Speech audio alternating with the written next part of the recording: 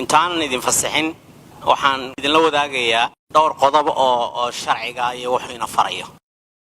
qodobka 138 ee dastuurka dawladda Puntland farqada koowaad waxay u dhigan tahay sidatan. dastuurka Puntland waa sharciga ugu sareeya Puntland marka laga reebo shariicada islaamka. qodobka 6-aad farqadiisa koowaad ayaa iyana waxay u dhigan tahay sidatan. hanaanka dawladda Puntland waa baarlamaani, madaxweynaha iyo madaxweyne ku-xigeenka baarlamaanka ayaa doorta. halkaas waxay ka cadeynaysaa baarlamaanku inuu yahay hay'adda ugu sareysa dalka. qodobka 64aad farqadiisa afraad ee dastuurka dawladda Puntland ayaa iyana waxay u dhigan tahay heshiis kasta oo caalami ah oo dawladda Puntland ay gelayso waa in golaha la hor keenaa, goluhuna ku ansixiyaa kala badhow badh oo hal lagu daray oo 34 mudane. heshiis haddaad maqasho waa xeer wax ka bedel haddii lagu sameynayo kulay tahay hal farqad waa in habraaca xeerarku maraan la soo mariyaa, golaha fulintu uu soo maraa, baarlamaanka loo soo gudbiyaa, sharciyad maraa, golaha dib loogu soo celiyaa, dabeedna la ansixinaa. wax ka bedel kasta oo xeer lagu sameynayo golaha ayaa meel mariya. wax ka bedel aan golaha meel marin oo xeer ah oo la iska sameeyaa waa xaraan, waxbana kama jiraan. sidaa daraaddeed mudane wasiir anoo tixraacaya kulankii ugu dambeeyay madaxweynaha wuxuu sheegay qodob afraad oo aan xusuusinayo golaha.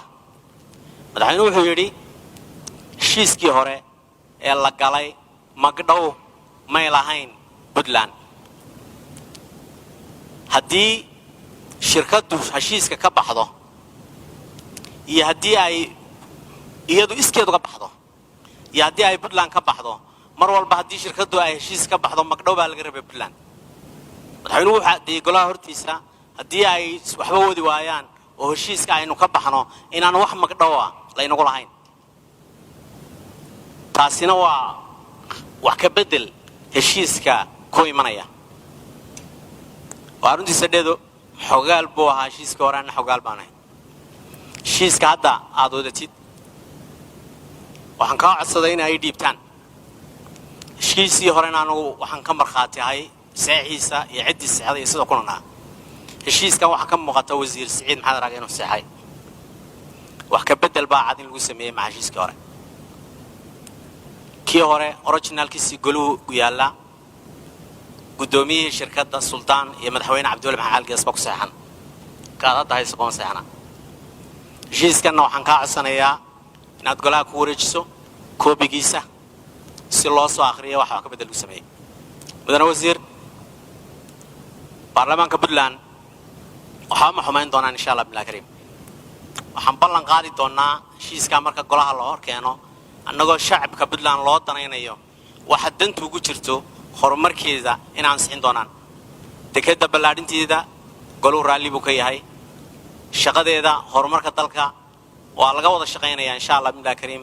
idinkuna golaha kama xigsanaysaan.